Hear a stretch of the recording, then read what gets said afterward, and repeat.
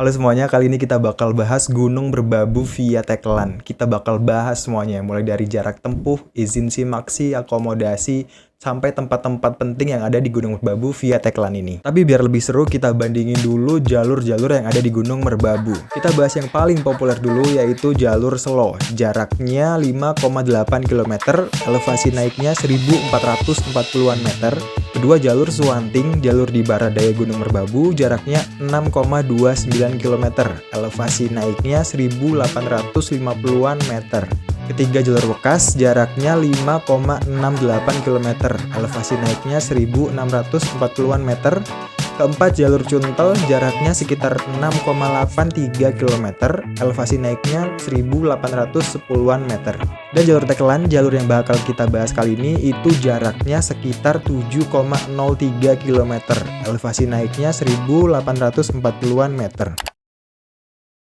Sebenarnya ada beberapa jalur lain yang ada di Gunung Merbabu ini, tapi yaitu nggak resmi. Kalau kita lihat di Google Earth, ini kelihatan banget jalur-jalurnya. Oke, kalau gitu waktunya kita fokus bahas jalur Teklan. Kita mulai dari izin simaksi dan base camp-nya terlebih dahulu. Jadi di Gunung Merbabu ini, pendaftaran sampai pembayaran tiket masuk itu semuanya lewat online. Jadi kalian googling aja Booking Merbabu, nanti kalian lihat di situ bakal muncul websitenya. Terus kalau kalian mau naik Gunung Merbabu, di sini tiap tim minimal jumlah pesertanya itu adalah 3 orang. Dan sampai video ini dibuat, kita masih belum perlu melampirkan surat keterangan sehat dari dokter. Terus gak ada syarat-syarat lain yang terlalu spesifik buat naik Gunung Merbabu ini, semuanya hampir standar pendakian gitulah. Lebih lengkapnya kalian baca aja di websitenya Gunung Merbabu.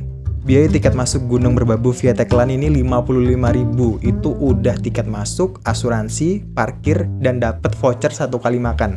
Kurang lebih makanannya kayak gini. Lumayan lah buat ngeganjel perut sebelum kita melakukan pendakian. Lanjut bahas base camp-nya. Base camp Merbabu via Teklan itu udah ada di ketinggian 1620-an mdpl. Jadi udah lumayan dingin. Kalau kalian mau kesini, bisa ditempuh dengan roda 2, naik motor bisa, naik mobil juga bisa sampai di base camp pendakian. Parkirannya aman, kalau nanti di sana kehabisan parkiran nanti bakal dicariin sama petugasnya. Petugasnya baik-baik. Terus di sini kalian bisa tiduran, istirahat. Di sini ada toilet, ada tempat makan, ada musola. Tapi di sini jaringan seluler udah lumayan susah. Jadi kalian harus ke tempat-tempat atau titik-titik tertentu biar kalian dapat sinyal. Sebenarnya di base camp ada wifi-nya, ada 2 wifi. Yang pertama itu buat pendaki, yang kedua buat tim base camp-nya. Tapi pas saya lagi ke sana, wifi buat pendaki tuh rada lemot gitulah, rada susah jaringannya. Tapi kalau kalian ada kebutuhan mendesak, kalian izin aja pinjem jaringan wifi dari tim base camp sebentar. Lanjut kita bahas jalurnya. Jadi kita udah bahas tadi kalau via Teklan ini jaraknya 7,03 km. Tapi di sebagian jalurnya itu kita bisa naik ojek. Biaya buat naik ojeknya itu 25.000. Itu kita bisa naik ojek dari pos perizinan sampai pos 1 pendakian. Nah kalau kalian mau lewat sini, kalian siapin masker yang bener-bener proper ya. Soalnya jalurnya lumayan berdebu. Terutama pas di lintasan ojek ini, berdebu banget. Kurang lebih jarak kita naik ojek itu 1,5 km dengan kenaikan elevasi 295 meter. Terus jarak dari pos 1 ke pos 2 itu 870-an meter. Dari pos 2 ke pos 3 jaraknya 910-an meter. Dari pos 3 ke pos 4 580-an meter. Dari pos 4 ke pos pemancar sekitar 900-an meter. Nah setelah pos pemancar itu jalannya lumayan datar, bahkan ada jalan yang menurun. Di tempat ini itu biasanya pendaki mendirikan tenda. Terus setelah pos pemancar itu juga ada sumber airnya, makanya banyak dijadiin spot buat mendirikan tenda oleh para pendaki. Nah tapi di sini tuh nggak ada dataran yang cukup luas buat menampung beberapa tenda gitu. Jadi kalian harus pinter-pinter cari tenda di sepanjang jalur setelah pos pemancar itu. Buat sumber airnya nanti di belakang kita bakal bahas lebih spesifik lagi. Jadi kalau kalian mau ngecamp setelah pos pemancar ini, jadi total pendakian di hari pertama itu jaraknya 3,5 km dengan kenaikan elevasi kurang lebih 1000-an meter ke atas.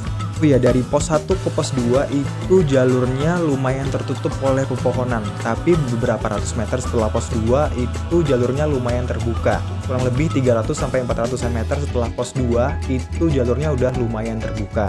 Jalur kebuka yang nggak banyak pepohonannya itu ada enaknya dan ada nggak enaknya juga ya. Enaknya itu kita bisa ngelihat pemandangan yang lebih luas soalnya nggak terhalang dengan pepohonan. Tapi nggak enaknya kita langsung kena terik sinar matahari. Nah, terus kita itu juga bisa ngelihat puncakan yang bakal kita tuju itu masih seberapa jauh lagi. Itu lumayan bikin down sih, lumayan bikin mental kita kena. Tapi kalau kalian suka ngeliatin punggungan-punggungan gunung, kalian pasti bakal suka banget dengan jalur ini. Apalagi setelah pos pemancar, itu pemandangannya bagus banget. Jadi dari pos pemancar ke puncak Gunung Merbabu itu jaraknya kurang lebih 2,2 km dengan penambahan ketinggian 550-an meter ke atas. Setelah ngelewatin pos pemancar ini ada beberapa part jalur pendakian yang lumayan ekstrim jalurnya, kurang lebih kayak di video inilah. Emang jalur Tekelan ini lumayan menantang, jadi kalau kalian mau naik Gunung Merbabu via Tekelan, fisik kalian harus bener-bener disiapin. Nah, kalau kalian mau lewat Cuntel dan lewat Wekas, kalian juga bakal ngelewatin part-part yang lumayan ekstrim tadi. Soalnya ketiga jalur ini itu bakal bertemu setelah pos pemancar. Jadi kalau kalian lewat Tekelan, lewat Cuntel dan Wekas, kalian bakal dapat pemandangan yang bagus setelah pos pemancar itu. Tapi selain setelah pos pemancar ini, ada beberapa bagian dari jalur ini yang menurut saya pemandangannya juga lumayan bagus banget. Belum kita sampai ke puncak Keteng Songo, itu ada beberapa jalan gitu yang lumayan mendatar, tapi di situ bagus banget pemandangannya. Terus selain itu pemandangan yang udah pasti bagus ya ada di puncak Merbabu, soalnya kalau kita udah sampai di puncak Merbabu atau di puncak Keteng Songo, itu Gunung Merapi udah kelihatan dan itu bagus banget. Oke, kita lanjut bahas sumber airnya. Jadi di Tekelan ini ada beberapa sumber air. Yang pertama itu ada di pos 1, terus ada di pos 2, dan ada di setelah pos pemancar, kurang lebih 800-an meter dari pos pemancar. Makanya kenapa setelah pos pemancar itu biasanya dijadikan tempat camp buat para pendaki. Nah, kalau kalian udah ngelewatin pos pemancar, itu ada dua percabangan, ada yang ke kiri, ada yang ke kanan. Kalau ke kiri itu ke salah satu puncakan, kalau yang ke kanan itu ke sumber airnya. Kedua percabangan ini bisa sama-sama tembus ke puncak Merbabu kok, nanti bakal menyatu lagi. Paling gampang itu kalian download aja sih jalur pendakian digitalnya, kalian taruh di HP kalian biar kalau di gunung nanti kalian bisa ngelihat kalian ada di mana dan tempat-tempat yang ingin kalian tuju itu ada di mana. Nah, tadi kan saya udah bilang ya kalau Merbabu ini gunungnya lumayan berdebu. Jadi selain pakai masker yang benar, saran dari saya itu adalah kalian bawa cadangan atau tambahan kaos kaki. Soalnya bisa banget debu itu masuk ke sepatu kita, dan kalau sepatu kita udah banyak debunya, jalan itu jadi nggak enak. Lumayan pedes kalau kita jalan dengan kaki dan sepatu yang penuh debu. Terus juga karena Gunung Merbabu ini lumayan terbuka jalurnya, lumayan jarang pepohonan, jadi saran saya pakai outfit yang nyaman buat menghindari dari sinar atau teriknya matahari.